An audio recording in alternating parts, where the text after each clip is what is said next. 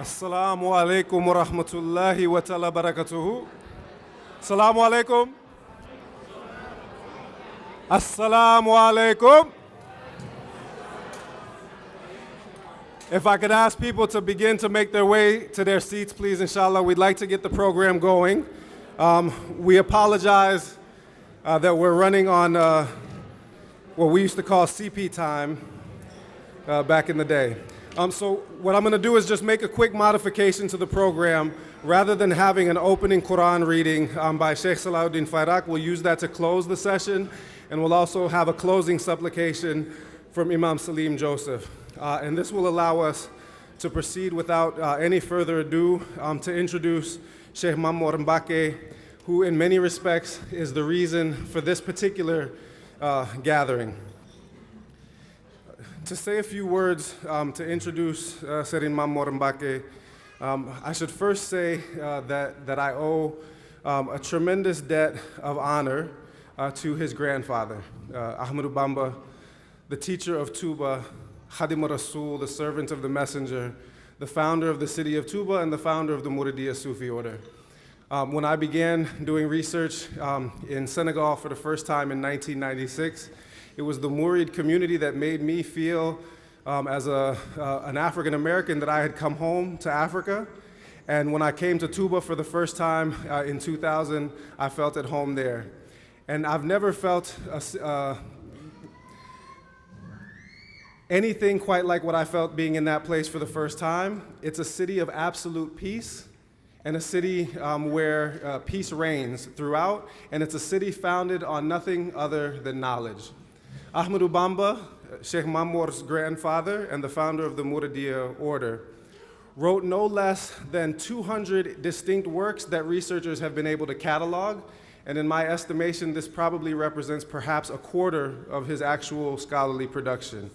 Some of those distinct works are collections of as many as 200 poems each, and some of those poems contain as many as 4,000 or 4,500 verses. Ahmadu Bamba was one of the most prolific and prodigious scholars in human history. And it's a testament to how much we marginalize both Africa and Islam that some of you here tonight are hearing his name for the first time. Yet there are people who continue to do the work that he did, spreading knowledge and spreading a message of peace. The father of Sheikh Mamor Mbake was one such person. May Allah be well pleased with him. Serin Murtada established the first Murid cultural centers in this country, and the goal of the Murid cultural centers in this country is none other than to attempt to spread a pacifistic, holistic vision of Islam through the teachings of the founder of the Muridiyya, Ahmadu Bamba. Like we say in English, the apple don't fall too far from the tree. Sheikh Mamor Mbake has continued the legacy both of his father and of his grandfather. His travels, his humanitarian works, his commitment to education. If I were to list all of the things that he's done in this domain, we would be here for the next 45 minutes just listening to me rattle off his accomplishments. But of course, since he's an accomplished man, he's also a very busy man, and we have him behind schedule already with the length that we've gone to with our wazifa and with our poetry recitation.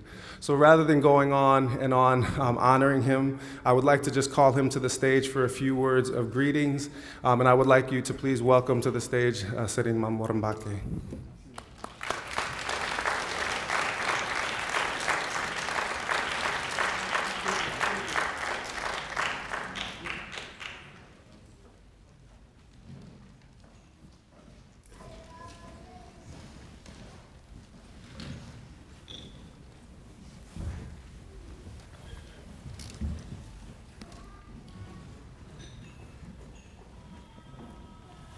بسم الله الرحمن الرحيم الحمد لله رب العالمين الرحمن الرحيم مالك يوم الدين صلوات الله وسلامه على سيدنا محمد عبده ورسوله. أولا أعتذر لأن صوتي ربما يكون هناك ضيق.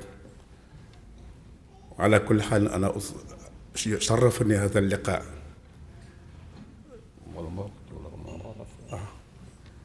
kon maa ngi leen di nuyu professeur bi daal di nuyu tamit ñi nga xam ne yëpp ñaa ngi fi am ñëw di ballu àq nag ci sama baat dama xaw a feebar tuuti wante am mbégte bu baax ci jotaay bi ci barab bi nga xam ne barab bu xam la te ñun ñuy yëngatu ci loolu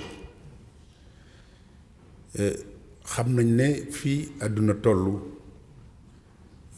lislaam tamit tollu fi war nañu kenn ku nekk ci ñun ñu xam ne lislaam laysa faqat bi tasxiix al axta wa tafnid al akadib wa innama muwasalatu al juhud maanaam lislaam du wax ku wax nga ne ko waxoo dëgg ku fen nga ne ko fen nga mais lislaam dafa war a nekk nit koo xam ne dafay amal njëriñ nit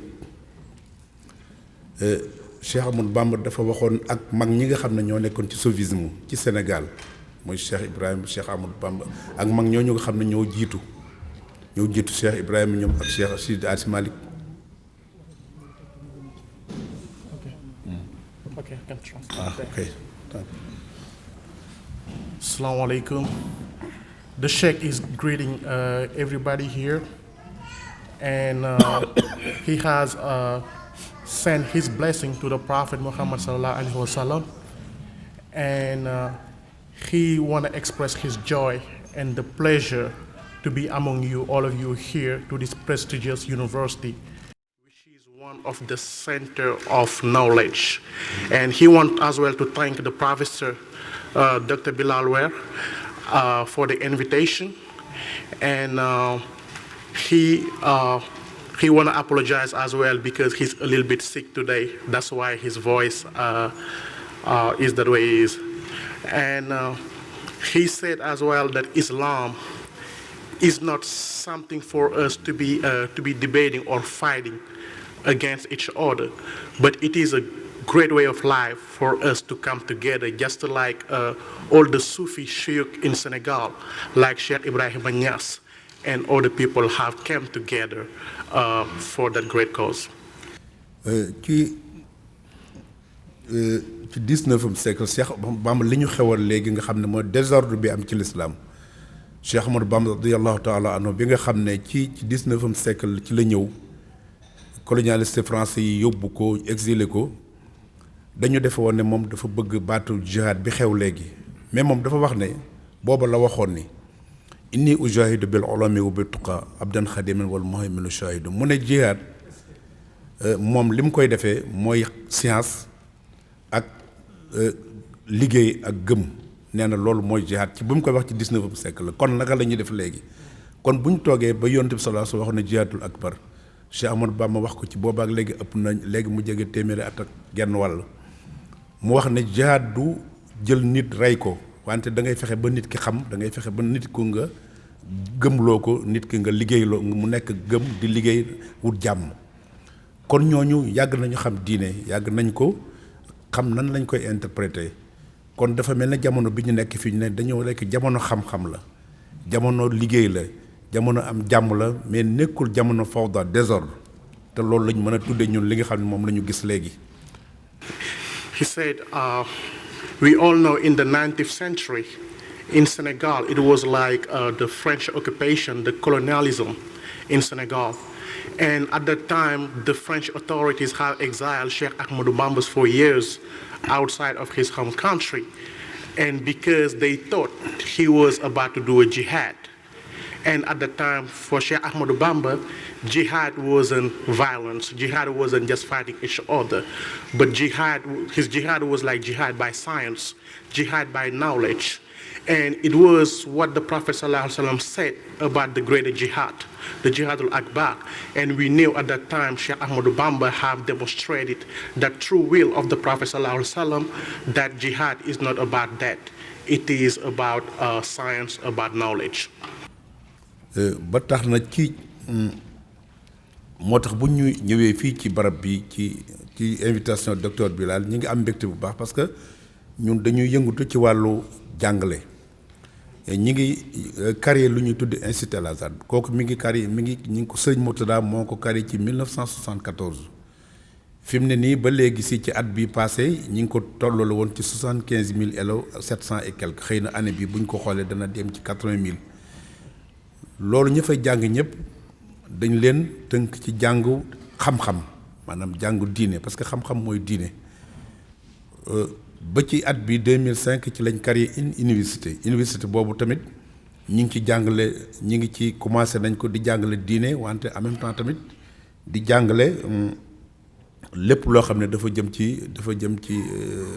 ci science loolu yëpp liñ ci jublu mooy ñu jéem a xam ne sunu xale yi muy te bu ñu ko xoolee sunu école yooyu bu dee bi nga xam ne mooy institut bi lu mat 43% yi ay jigéen lañu te li ci ëpp lépp ñi ngi nekk nit ñoo xam dañ leen yar ci xam wante dañ leen yar ci diine ba ci université bi tamit loolu la kon ñu gis ne jàpp nañ ne war nañu xool adduna bi nañ gën a xoole bañ a xool ñi nga xam ne dañu bëgg a jël diine bëgg ko def muy loo xam ne jumtukaay la seen yëf la diine ñun ñoo ko moom humanisme moo ko moom ñëpp ñoo ko bokk mooy luy defar nit luy tax nit nekk nit kon ñun tamit suñ ñëwee fii ci dëkk bu mag bu toll nii ci université ñu ngi xool ba xam nan lañ mën a fexe ba collaborer naka lañ mën a fexe ba suñu ay étudiants ak suñu ay élèves mën a jaxasoo ba ñu xam ne l'islam daal war nañ ko amal rafetalal ko l'islam rafetalal ko parce que pour ñun la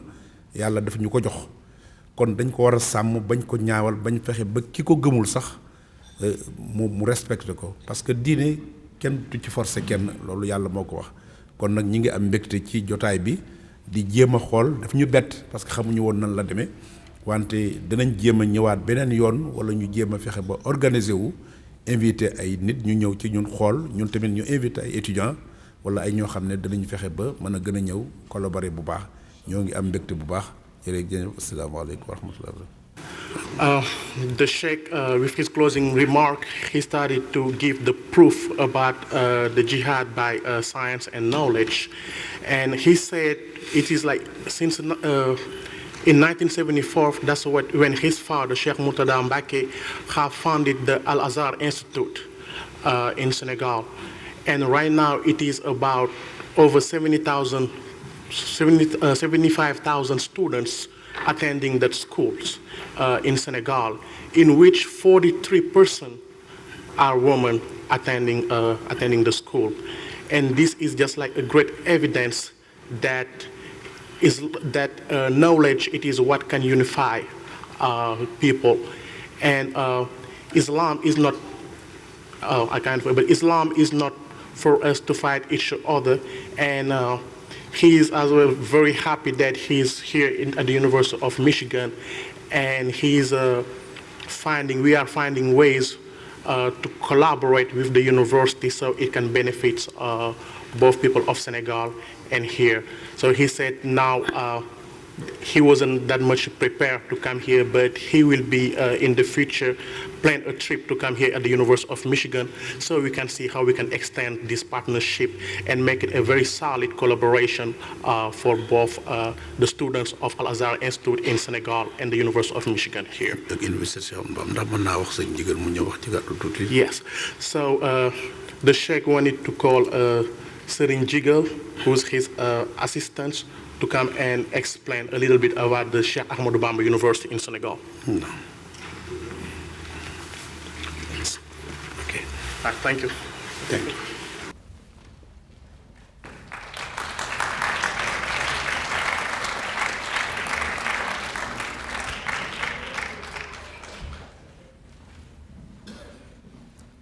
Assalamu alaikum. You may easily understand that it's going to be very difficult for me just to take the floor after my Sheikh's speech.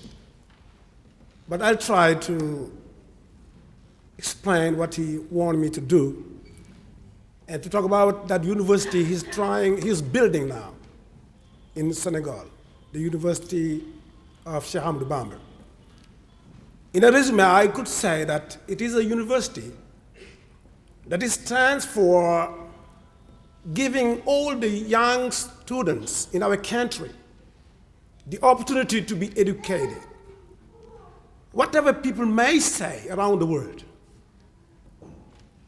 whatever the speech you can make, the message you deliver, it is better to undertake actions.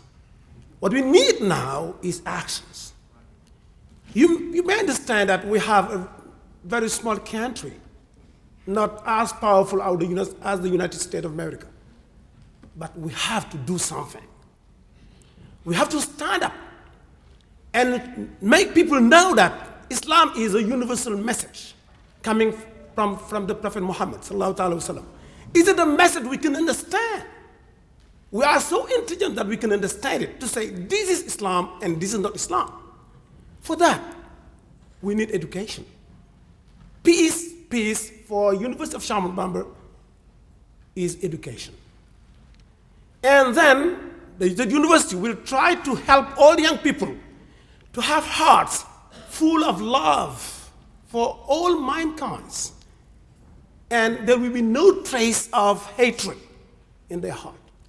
As the example of Ahmadu Bamba, as he said it, after 33 years of exile and under arrest, he stood up and says, I forgive all my enemies because God had prevented me from feeling any kind of hatred against them, and he protected me against them because God is the only one who can protect us. This is his lessons. And this lesson has to be taught to young generation. If not, all of them, they would forget it.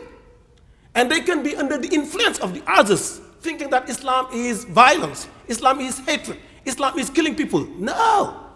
And this is the message of that university. We are from a small country, but that university is going to be a big one. So any student who's been given the chance to attend that university will be a world citizen. He will be able to travel down the world to meet any people and to show the real face of Islam. This is that university. And that's why we want to have this kind of partnership and collaboration with all the universities around the world, in Europe, in here, and in Africa. He just came back from Europe. In June, he is in Italy. In July, August, he is here in the United States. In September, he's in Spain, in France, in Belgium, in Germany, for the same message, for the same purpose. Traveling around the world, spreading the message of Ahmadu Bamba, the message of the Prophet Muhammad sallallahu alaihi wasallam, and the message of God. Let's love each other. Let's stand together each other. Let's show that Islam is humanism. Islam is love. Islam is understanding. Islam is tolerance. And Islam is respect. This is the message of Ahmadu Bamba. This is the lessons from Ahmadu Bamba, and this is the lesson from Sir Imam Mor Mbacke, and this is the message from that university, Sheikh Ahmadu Bamba. This is, in a word, what I can say, because I'm sure that we don't have time, and this is the message we would like to convey to you. Thank you very much. Assalamu alaikum.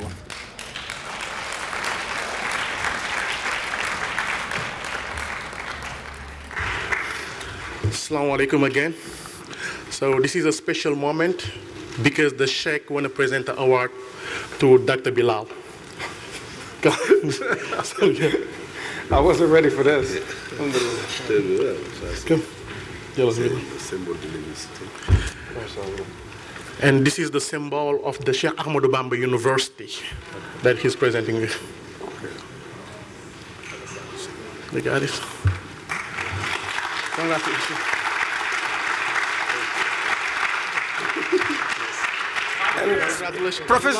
Professor, please, the Sheikh has invited Professor Bilal to come to visit Tuba.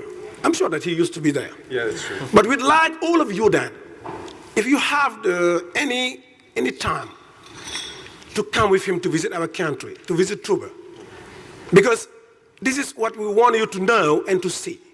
We can convey the message, but it's better for you to come and see. You all welcome in Tuba.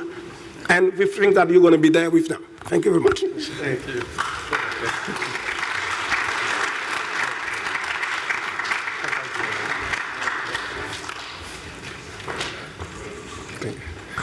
I was not expecting that. So I wanted to thank everyone for the good words and for blessing us with their presence.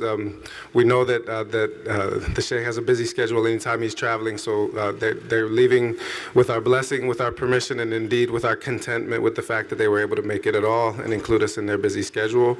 And we will keep moving forward with our own busy schedule as well, which is, only 30 minutes behind schedule, which is not too bad.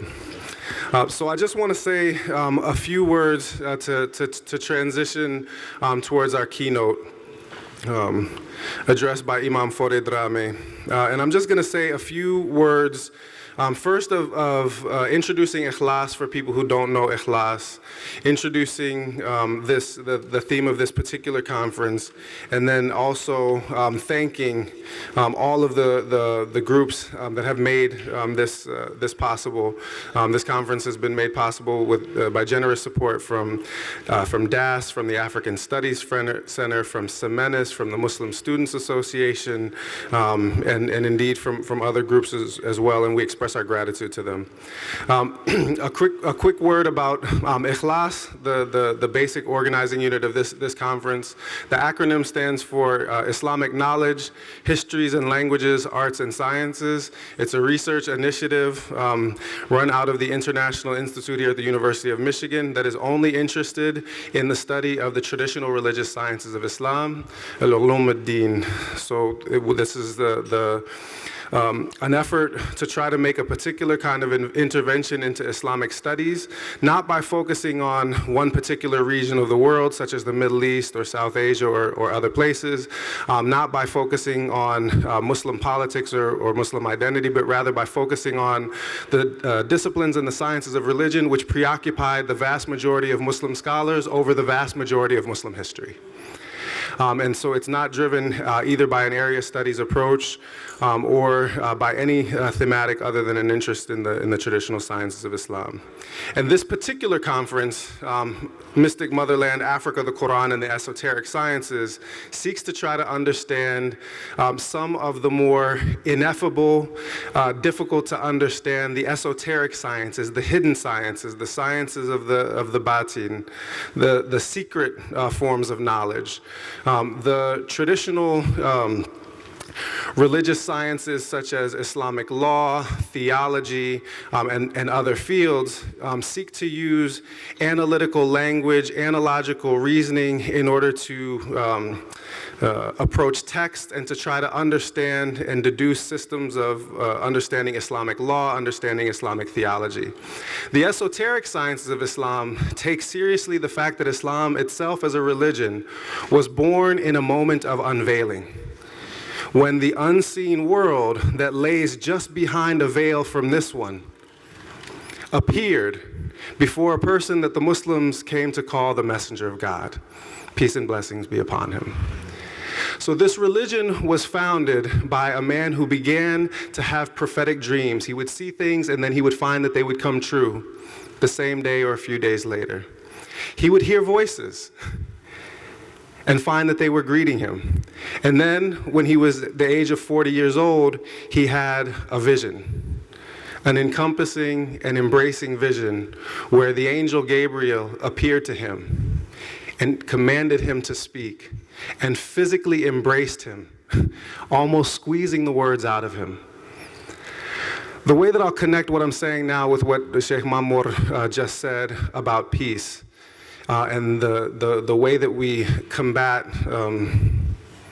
some of the sadder aspects of Islam today through the pursuit of knowledge is through understanding that the people who have turned Islam into a curse word, who've turned Islam into a religion of violence, who slaughter human beings and pronounce the name of God upon it, are people who, for the very most part, ignore these esoteric sciences of Islam. They ignore the hidden aspects of Islam. They ignore the third dimension of Islam. For those of you that are in my Islam in Africa class, we begin with the Hadith of Gabriel, which is that Islam consists of Islam, Iman, and Ihsan, and the science of spiritual perfection is the science of drawing drawing near to God. And this is one that its realities cannot easily be reduced to discursive language. So this conference, this gathering, is dedicated to those sciences. It's dedicated to Sufism.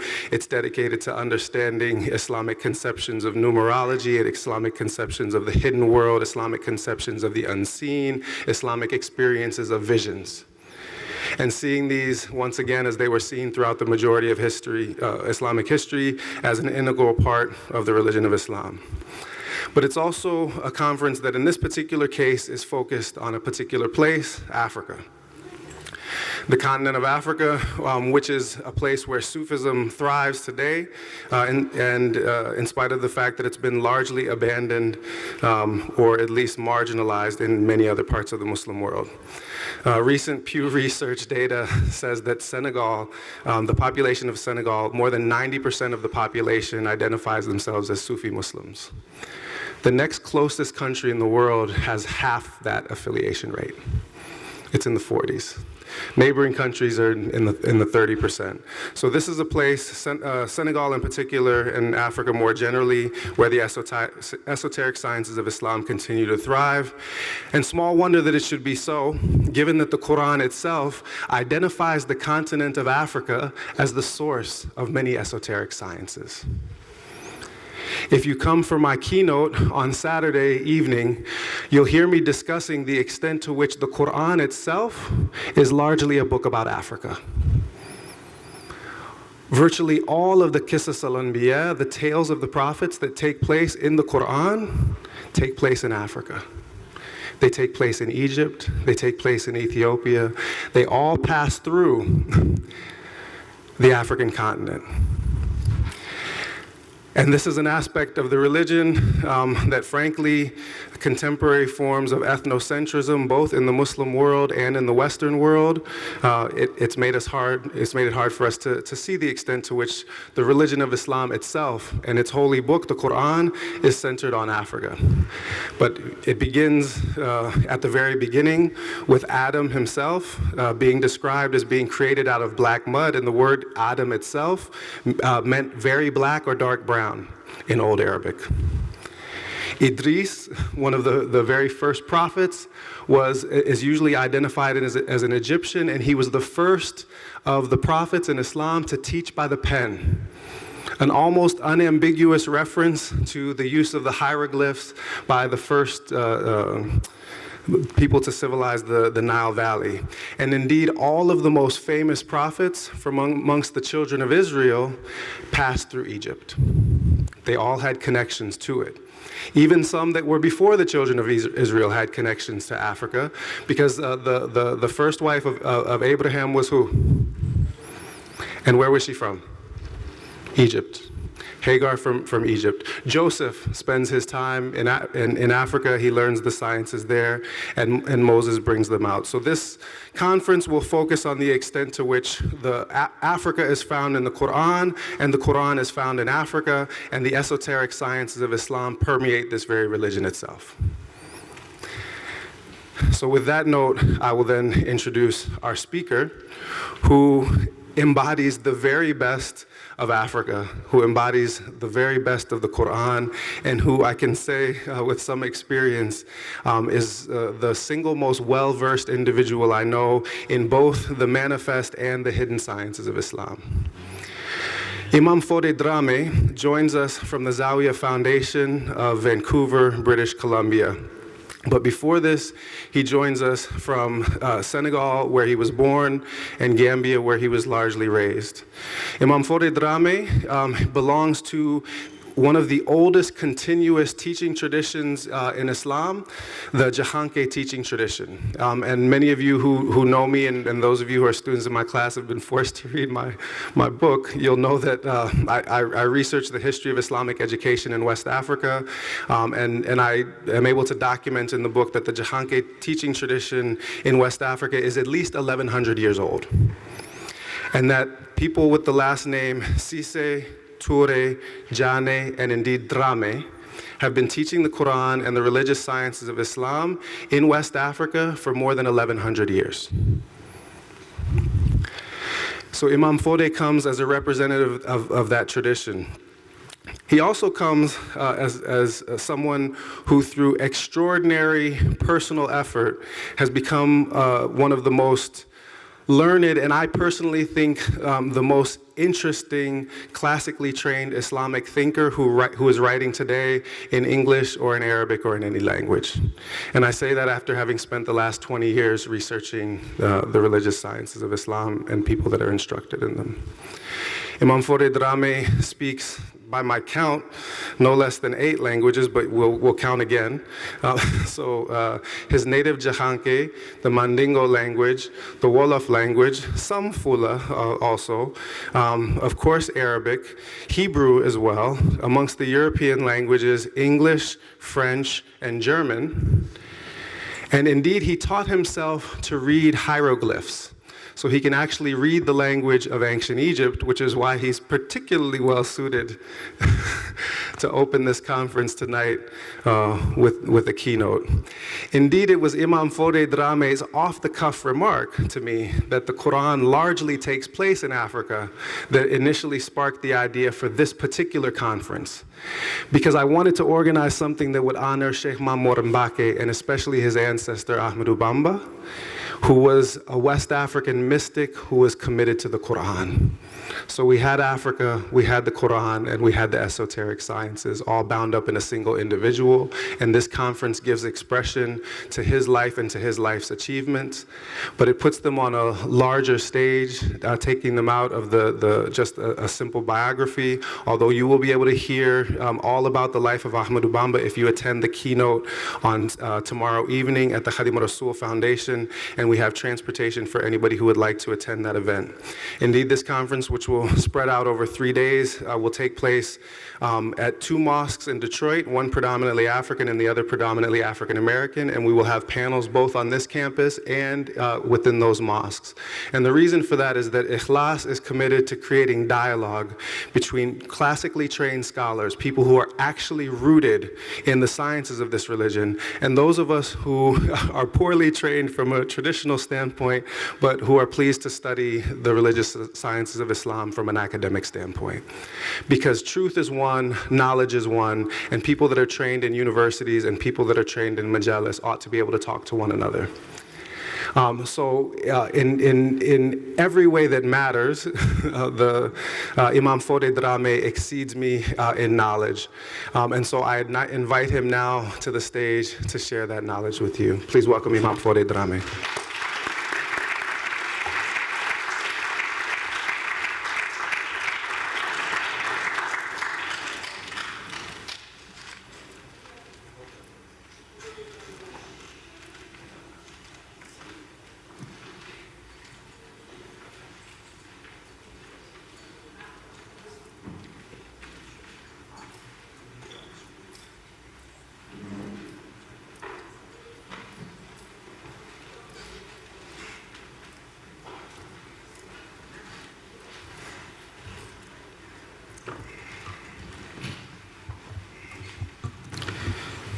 Assalamu alaikum wa rahmatullahi wa barakatuh. Peace be on all of you. And thank you for showing your keen interest and knowledge. That's what brought all of us together here. And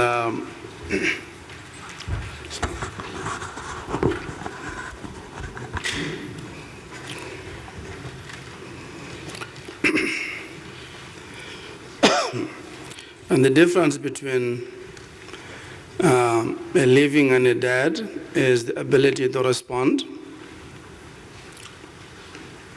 The living are those who, when they are called, respond.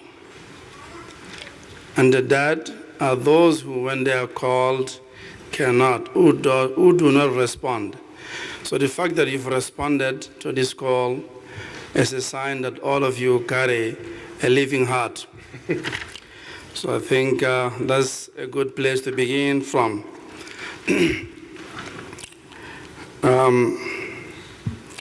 الذين آمنوا استجيبوا لله وللرسول إذا دعاكم لما يحييكم. Or you who believe, respond to Allah and His Messenger if they call you to life. So he called them believers. So, because what I'm going to say, you need to have a living heart to grasp it. So I'm sure that we all have that life within us. Because you can see a human being who is eating and is drinking and is walking, but he is not living, is dead. Because life and death is not by the body, but it's by the heart. If your heart is living, then you are alive. If your heart is dead, then you are dead. There's a story that Abdul Malik is a king of the Umayyad dynasty. He came to Mecca and he went to see a scholar called Sa'id ibn Musayyab. And he said to him that, to the scholar, he said, now I see that when I do something good, I don't feel happy. And when I do something bad, I don't feel sad. I don't feel bad. Then the scholar said to him, لَقَدْ تَمَّ فِيكَ مَوْتُ الْقَلْبِ. He said, now your heart is completely dead. Because if your heart is living, if you do something right, makes you feel good. So you respond. You respond to good by being happy, and respond to bad and evil by being sad, at least. So your heart is responding. So that's the heart we need to today, inshallah, to about what we're going to talk about in the conference.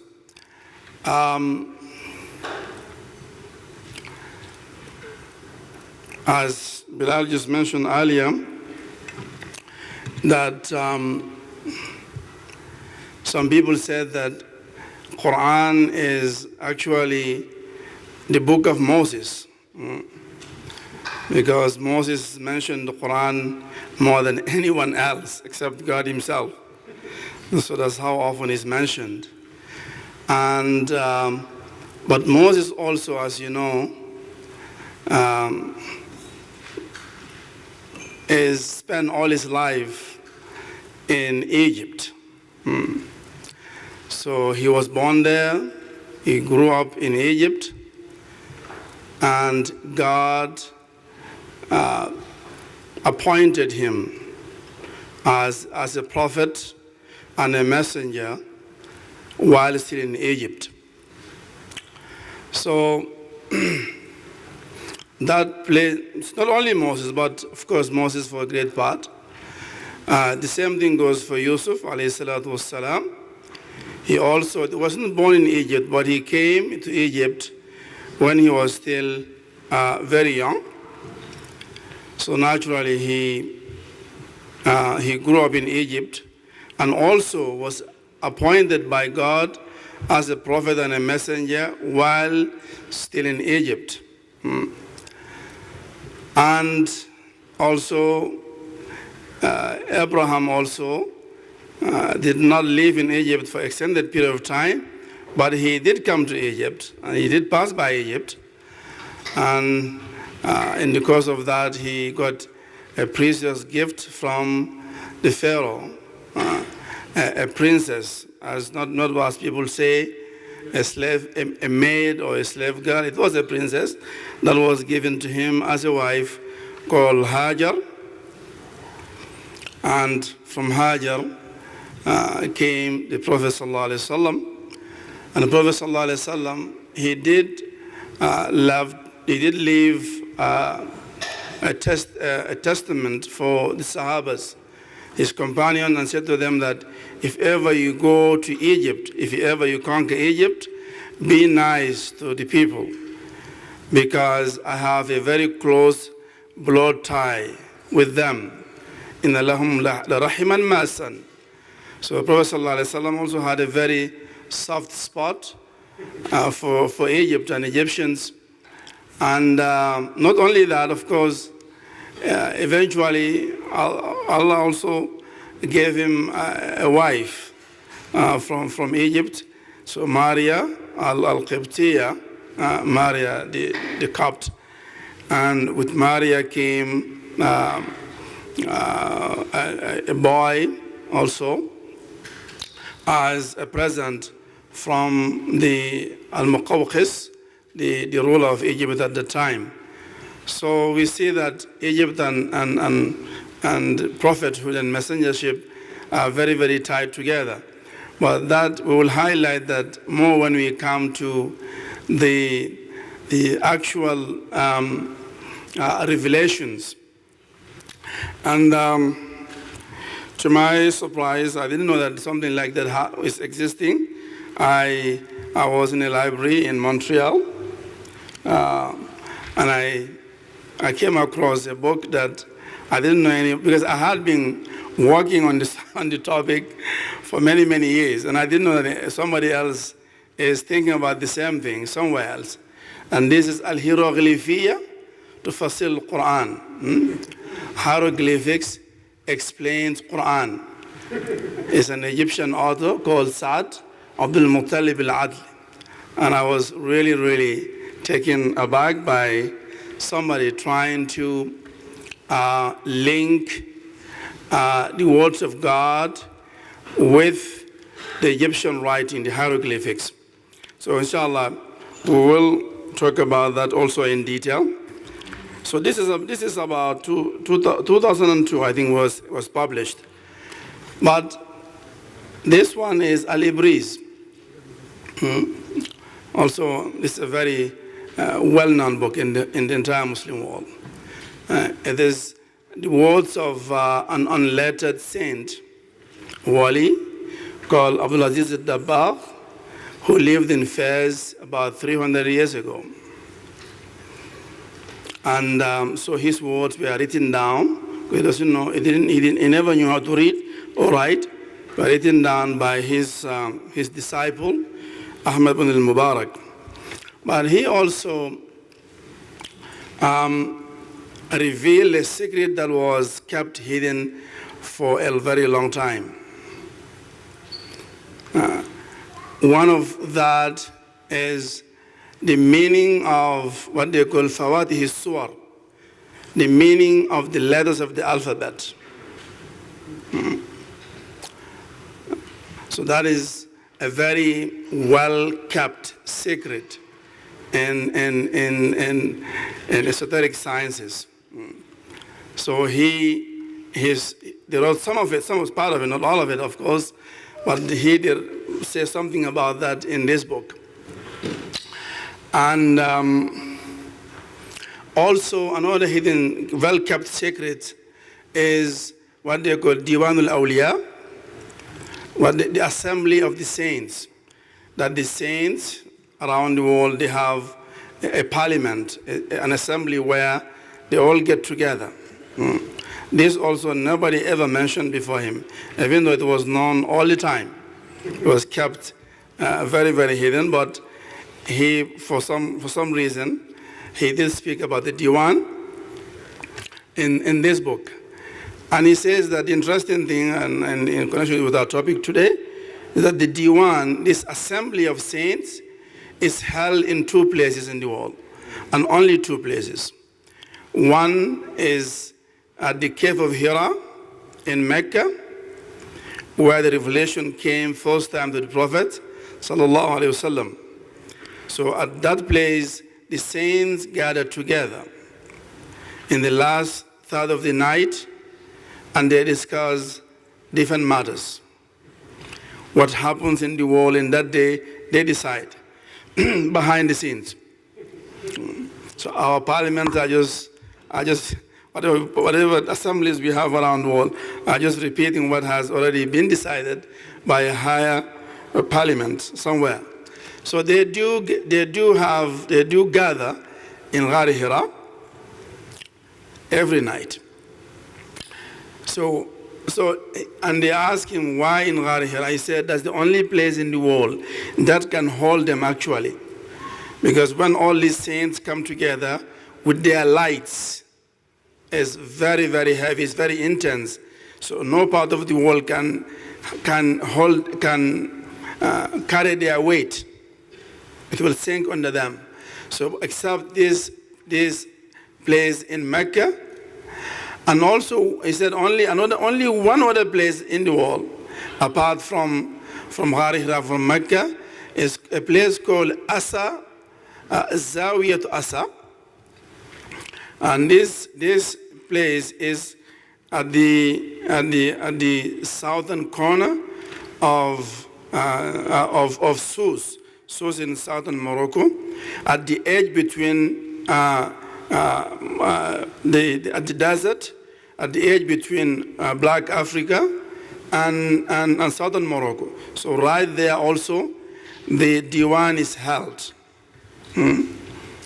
He said once a year also, all the saints gather together at that spot. So that spot may today, in today's geography, may be within the borders of Mali probably. But it's in that area, they call it Zawiyatu Asa. So only those two places in the whole world have the capacity to carry the light and the energy of all these great saints of God. An interesting thing is that he says that this Diwan, this assembly of saints, they have a special language they speak in. They don't speak neither in English or French, or not even in Arabic, except when, as he said, we'll talk about that, when the Prophet ﷺ does come to the Diwan, he does visit them. And so when he comes to the Diwan, then all the members in the assembly only then speak Arabic as a respect for him, because that was his language in his lifetime. Apart from that, when the Diwan, when they get together, they speak a language that he called, so that the Shaykh calls As-Suryaniya. He called that language As-Suryaniya. And he said that this Suryaniya is the language that Adam was speaking in Jannah, in his garden, before he came down to the earth. Suryaniya. And when he came down to the earth, he continued to speak it and to teach it to his children, this language. And his children's children. So the language Suryaniya continued down until the time of Sayyidina Idris. I spoke about this before. So after Sayyidina Idris, then it began to fall apart. People began to lose the knowledge of speaking this language, and they began to drive their own languages from it. So all the languages now we speak are derived from this original language.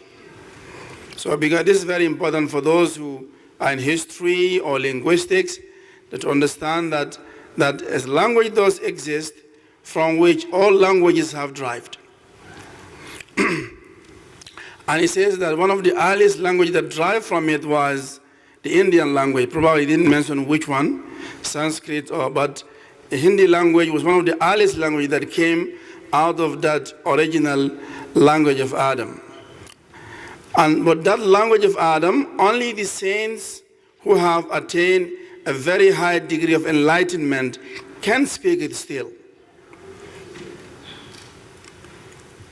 And the language is not based on words, it's based on letters. So I would like to demonstrate that for you. So just if you have, that's why we have Alif Lam Mim in the Quran, Alif Lam Ra. So somebody asked him, is the Quran written on the Lawhul Mahfuz, meaning the big book which everything is written in by God? Is the Quran written in the Lawhul Mahfuz in Arabic or not? He said yes, except some parts of it are in Suryaniya. And they say which part? He said Alif Lam Ra, this is Suryani.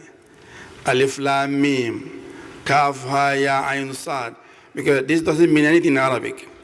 I know the Mufassirin, those who comment on the Quran al-Karim, they've tried to explain why these symbols are in the Quran. But there is no convincing argument.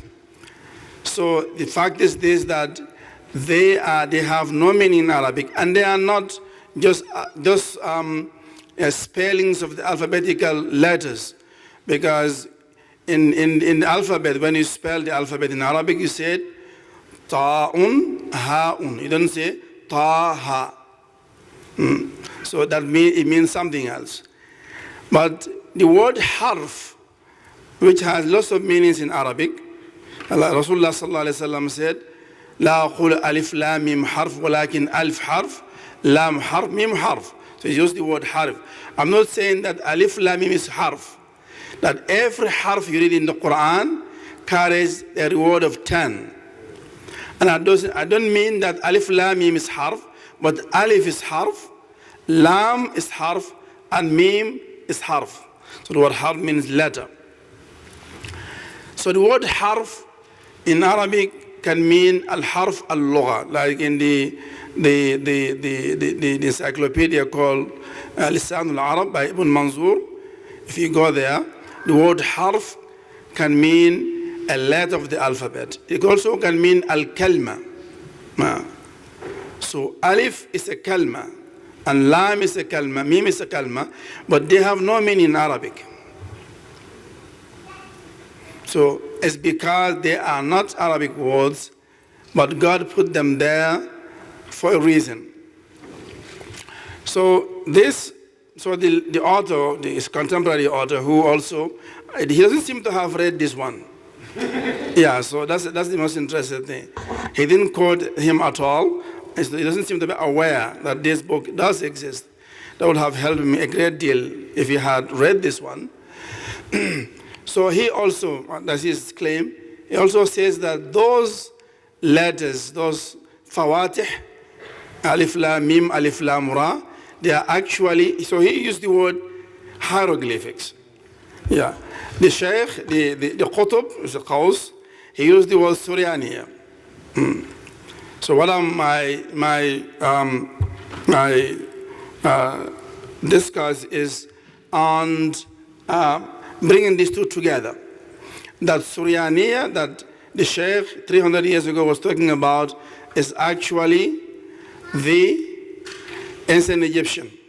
Ancient Egyptian. So that, if ancient Egyptian is chosen by God to put it in his revealed books, like as we see in the Quran al-Karim, that there are 29 chapters that have these letters at their beginning. 29 chapters. And it is 14 letters. 14 letters. So each of those letters has a specific meaning. And it also allows us to look into the origin of language, how the language starts. So only by understanding Suryaniya, we can understand how language actually started. Because Quran does mention about how God taught Adam. وَعَلَّمَ آدَمَ الْأَسْمَاءَ كُلَّهَا, that God taught Adam all the names. Actually, he taught him the language. Ar-Rahman, علم القرآن, خلق الإنسان, علمه البيان. The All-Merciful, Ar-Rahman, علم القرآن. He taught the Quran. خلق الإنسان. He created the human being. علمه البيان. And he taught him language. علمه البيان. So in the tafsir it says that the insan here, the human being here, is Adam. And the language here that God taught Adam, 700 tongues, languages. 700 languages. But the language that Adam himself used and came down to the earth with is As-Suryaniya, which is also the ancient Egyptian written in the hieroglyphics. And Imam Suyuti also in his book about the grave and the life beyond the grave also spoke about, he says, وَمِنْ عَجَبِ مَا سَمِعْتُ الْأُذْنَانِ أَنَّ سُؤَالَ الْخَبْرِ بِالسُّرْيَانِ. One of the strangest things that we ever had is that the question in the grave is in Suryani.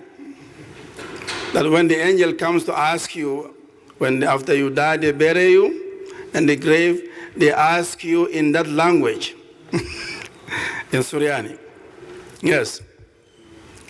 He said because Suryani, Luqatul Arwah, is the language of the spirit.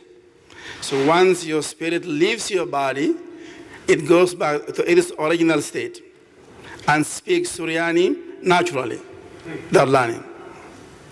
So those who have exercised some degree of self-discipline and have been able to control the impulses of their bodies and have risen above the attractions of material things, have been able to develop their spirituality, are people who are able to understand this language here while they are on the earth. They can speak it. So while we all do that, after we are buried in the grave, those who are enlightened do it while they are still here. And that's what we all need to do. We all need to we all need to get to that. We don't need to wait. And also, there are many very enigmatic verses in the Quran al-Karim. To this day, one of them, as we just mentioned about these letters in the Quran, nobody has been able to explain them. I mean, I'm talking about formal, conventional scholars, those who use reason and to understand the Quran. They haven't been able to understand it. There are other ayahs, verses in the Quran also who still remain locked. And I think a good understanding of the ancient Egyptian will be a great help understanding some of the verses of the Quran al-Karim. There's a verse in the Quran, is in Surah al-Furqan. It has been, the scholars haven't been able to get to the bottom of it. It says that أَلَمْ تَرَ إِلَىٰ رَبِّكَ كَيْفَ مَدَّ الظِّلَّ وَلَوْ شَاءَ لَجَعَلَهُ سَاكِنًا ثُمَّ جَعَلْنَا الشَّمْسَ عَلَيْهِ دَلِيلًا ثُمَّ قَبَضْنَاهُ إِلَيْنَا قَبْضًا يَسِيرًا. Very difficult verse. It says that haven't you seen how your Lord, كَيْفَ مَدَّ الظِّلَّ, how your God has extended the shadow. It's talking about the shadow. And the phenomenon of shades and shadow. How God has extended the shadow. وَلَوْ شَاءَ لَجَعْلَهُ سَاكِنًا. If He so willed, He will make it still, that the shadow will not move left or right. As you can see, the shadow always runs away from the sunlight. So if the sun is rising in the east, you face east, your shadow goes west. If the sun is in the west, you face the sun, your shadow goes east. So the shadow always goes in the opposite direction from the sun's light. But if God so willed, He will make the shadow remain still. And there is a spiritual significance to that. So وَلَوْ شَاءَ لَجَعَلَهُ سَاكِنًا. لَجَعَلَهُ سَاكِنًا. If God will, He will make the shadow become still. ثُمَّ جَعَلْنَا الشَّمْسَ عَلَيْهِ دَلِيلًا. Then we'll cause the sun to bear on the shadow. So the sun will zoom directly on that shadow. ثُمَّ قَبَضْنَاهُ إِلَيْنَا قَبْضًا يَسِيرًا. Then we will lift it slowly towards us. It's a single verse in the Quran, very, very powerful. is talking about the process of enlightenment. How does a person gets enlightened? There is a hadith saying the Prophet ﷺ to support this Quranic ayah. It says that إذا دخل العبد في قبره مثل له الشمس عند غروبها. If a person enters his grave, so we're talking about once you die and you resurrected. It's talking about dying and resurrection. We want you to die now and get resurrected now. So that's how you get enlightened. Die before you die. So he says that when a person dies and they bury him in his grave,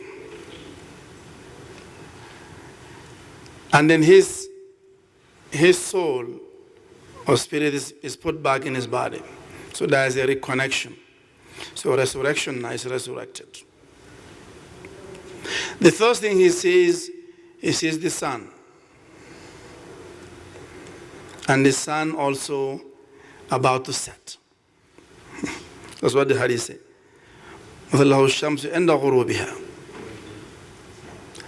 And he will say to the angels, the two angels, please wait for me, let me pray.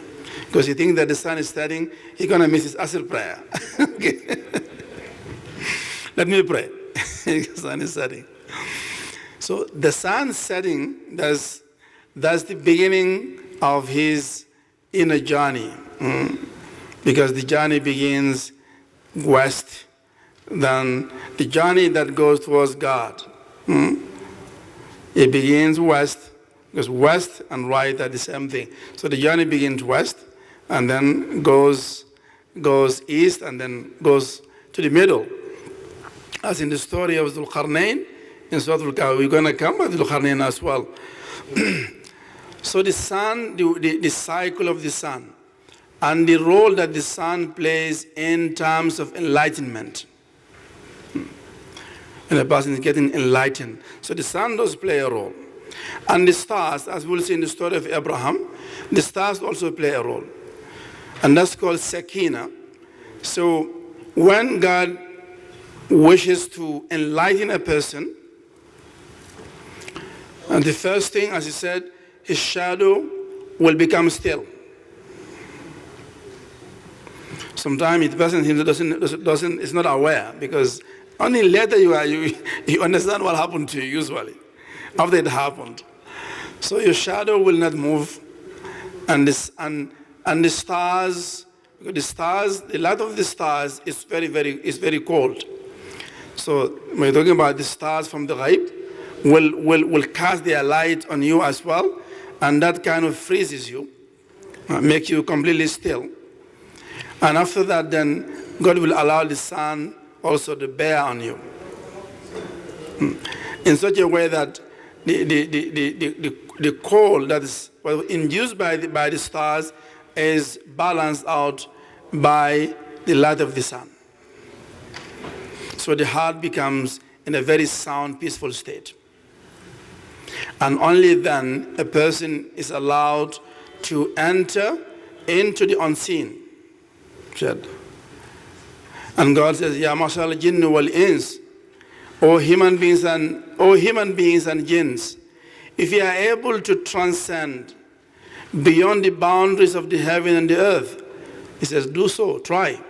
He's not saying that it's not possible, that you can transcend this world and go beyond.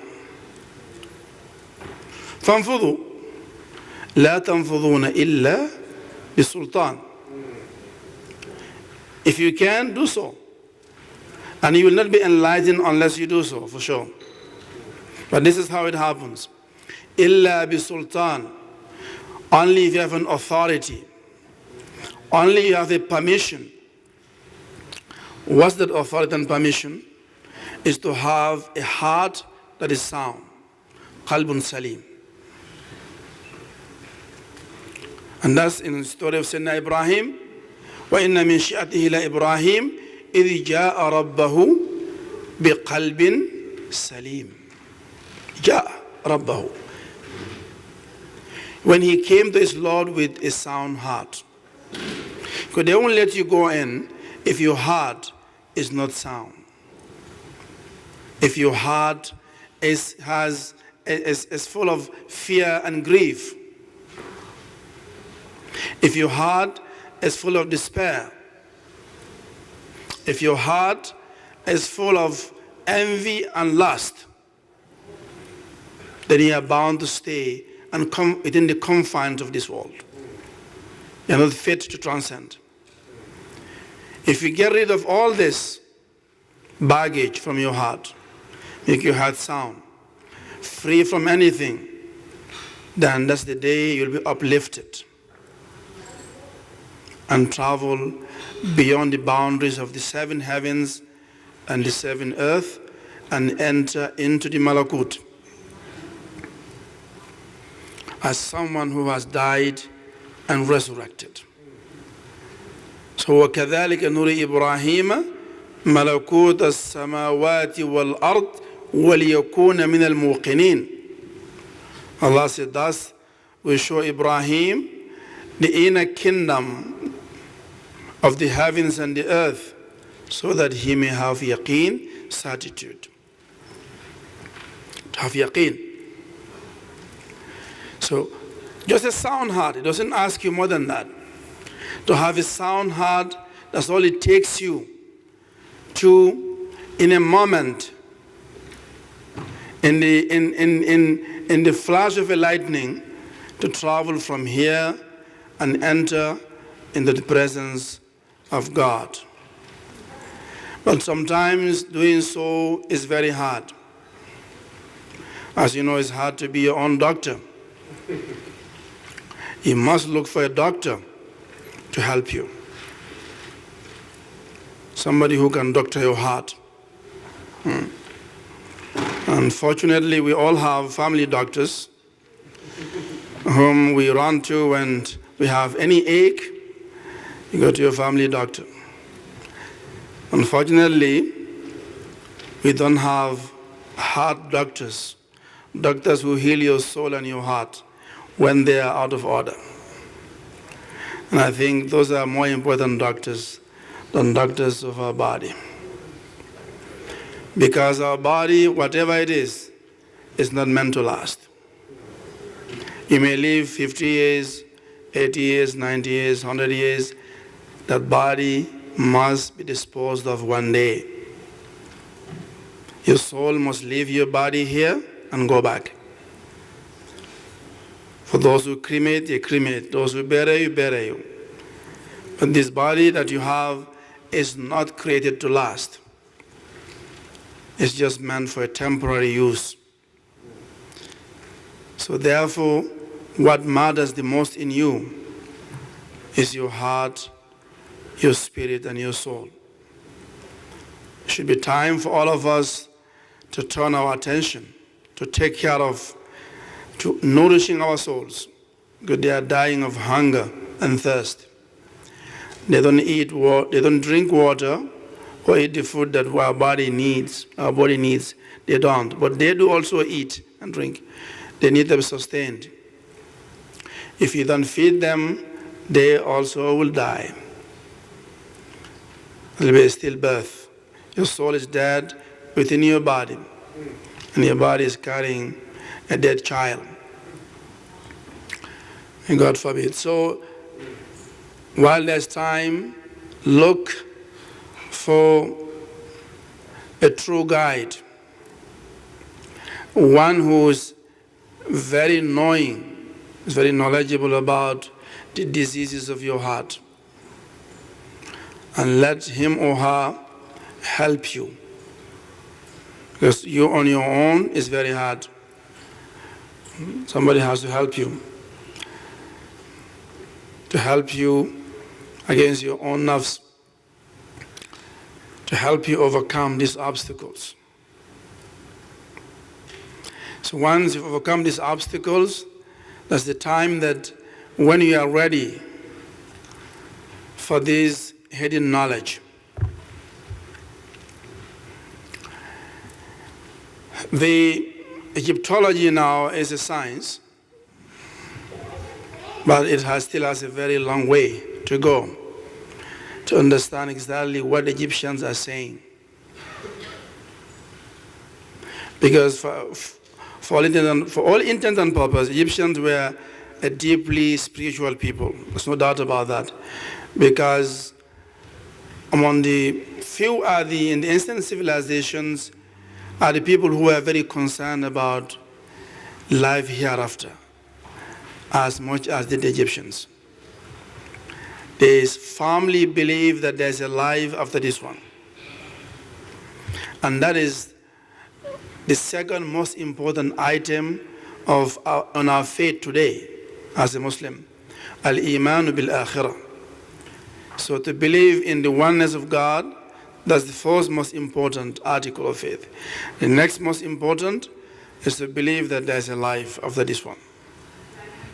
And no doubt they did believe that, because all the archaeology and all the evidences show that they firmly believe that they will have a life in the hereafter. And that belief shaped the way they live their life on the earth. Because the one who believes that after that he's going to face judgment, is going to be accounted for all his deeds, is going to behave in a certain way, naturally. As someone who thinks that there's nothing beyond this one. Let me race with time, with that. Before that comes, let me enjoy as much as I can. So it's a complete two different approaches to life. So they firmly believe in the hereafter, and their writings reflect that. So there are lots of esoteric knowledge, and those who study Egyptology, they don't have access to that kind of knowledge. As much as Quran, which is in a simple Arabic language, still remains, for most part of it, still ununderstood, let alone the ancient Egyptian. So, and many Egyptologists who have translated ancient Egyptian books have admitted that. Among them is Alan Gardiner, when he translated some of the what they call the pyramid texts about afterlife in Egyptian religion. He admitted that we are not sure that what we're translating exactly what the writer meant by what he wrote. So, and also, usually when they write in symbols. So, and those symbols, unless you are spiritually alert, you won't be able to understand them.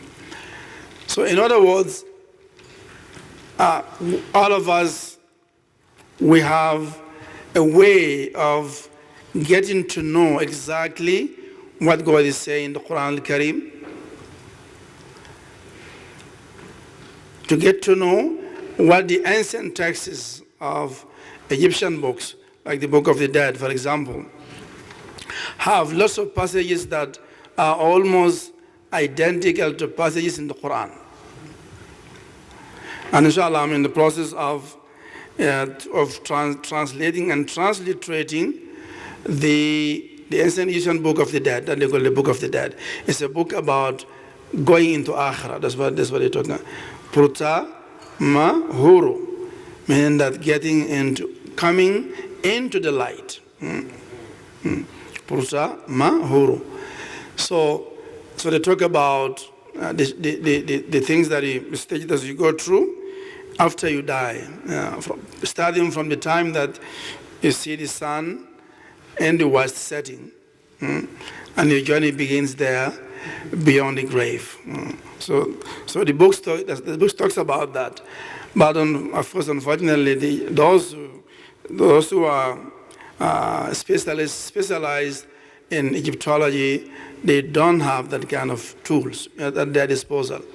So there's a lot of works that we can do, lots of things that we can bring to light that are still out of the reach of those who specialize in those fields. So Egyptian, we can through this effort we can bring together kind of a comparative study between the Book of the Dead and the Quran, for example. You can study both of them together and be able to have a comparative analysis of both books. I think that will be very, very enriching spiritually. If we can get to do that, that'll be wonderful. But not only that, as you see, also have a bigger project, which is to translate Quran into hieroglyphics. Okay. So that's because I believe that Quran already contains pieces of hieroglyphics: Alif Lam Mim, Alif Lam Ra, Qaf, Kaf Ya Ain Sad. So now I'm trying to do the whole Quran in hieroglyphics, all of it. So not only a few, but transpose just the whole thing back into the ancient Egyptian, and see what does it say. I don't know. I would like to have some demonstrations here, but You can have it ready tomorrow so you can demonstrate. okay, that's good. So I can actually show you how this is happen, and also how the human language started. I want to also talk about that and show you. For example, so that also, without knowing the ancient Egyptian, it wouldn't be able to reconstruct the theory of one human language at the beginning. But ancient Egyptian can help us do that, because how it happens is that, let's say the word mouth in ancient Egyptian, and it's the letter is just the drawing of the mouth. So that letter has the value of Ra. So Ra means mouth. And I'm saying that's how there's a semantic chain developing. So from the word mouth, R, Ra, mouth, comes semantic chain, also comes the word speak.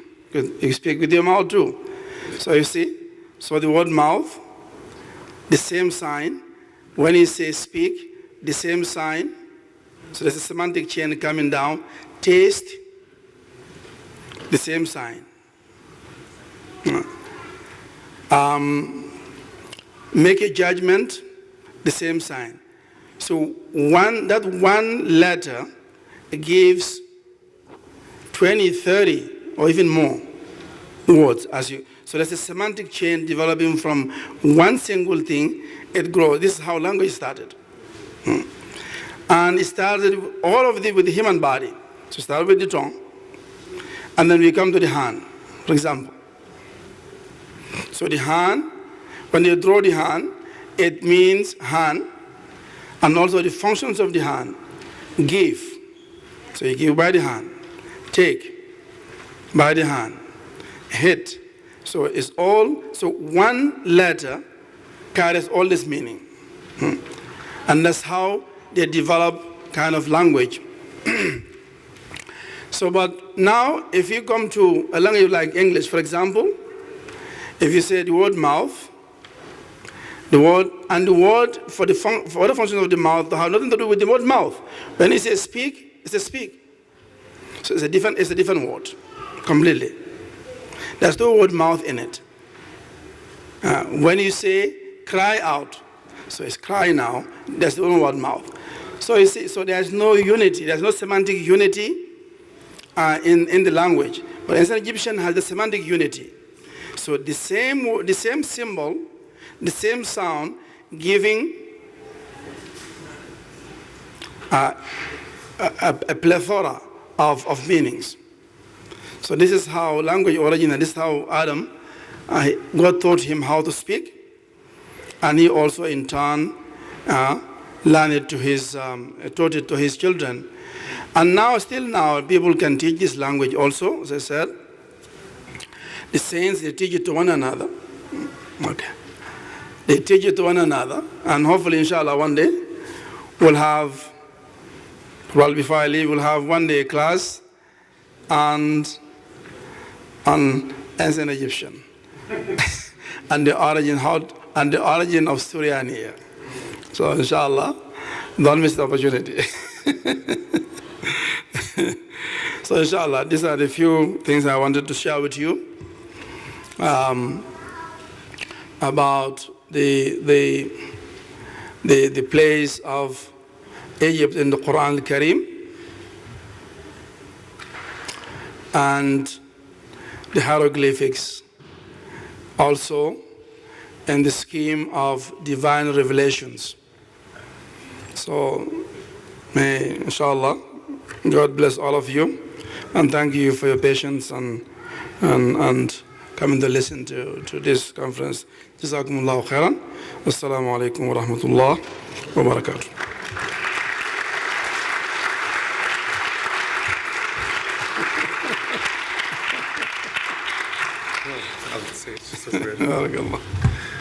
So greetings to everyone. I just want to underline by way of transition a few things. If you come to tomorrow's second panel, I actually have what modern Africanist comparative historical linguistics has shown actually what you can reconstruct in the ancient Egyptian language. And not only that, but they're even able to reconstruct the Afro-Asiatic language from which ancient Egyptian itself evolved. So that historians at the University of California, Los Angeles have actually been able to demonstrate this. And a second point is that if you also come to Saturday's keynote, I actually have translated passages from the Book of the Dead. And the Book of the Dead is the first place where the term the Lord of the Throne appears in human history. It's the first place where the creation of God by speech occurs in human history. It's the first place where the primeval waters are the matters from which humanity is drawn. It's the first place anywhere in human history where the creative God is depicted as neither begetting nor being begotten. Those exact words come from the Egyptian Book of the Dead. In fact, they come even from older pyramid texts that can be dated to 2500 BC. And in those texts, which I'll read literally side by side, passage by passage with Quran, I've been able to count at least 60 of the 99 names that are originally, that we find appearing in the Quran, used as names that are attributed to the one single creative God in ancient Egyptian cosmology. So the field of comparative religion with respect to actually understanding the contribution of the Afro-Asiatic languages, including ancient Egyptian, but other languages as well, the way that this has actually contributed to the evolution of religious ideas is poorly understood, but it's something that not only learned Islamic scholars are exploring, but actually researchers at the University of California, researchers all over the world. It's actually one of the most important burgeoning fields in the comparative study of religion. And the Quran, of course, itself is well aware of the fact that there are other books out there, and it's making references to them. It knows that there were messages that were sent previously, and it's issuing a call for people to go out and research and find out what those books say, because the Quran itself is confident in its truth. The Quran is also the Furqan, the criterion by which you read any other knowledge, the criterion by which you weigh anything you find in another place. So we thank Imam Fode Drame for coming, and we also invite you to a magnificent feast. We've had our feast for the mind, feast for the spirit. Now we have the feast for the body. So we invite everyone to, in as orderly a fashion as possible, line up for the buffet along this side. We have a couple of whole stuffed lambs. We also have Moroccan fish, chicken, and vegetarian tagines. We thank you for your time and attention, and in the interest of not letting the food get cold, we'll serve the food first and have our closing supplication and Quran reading at 10 minutes to 10. Thank you very much for your time and for your attention, and bon appetit.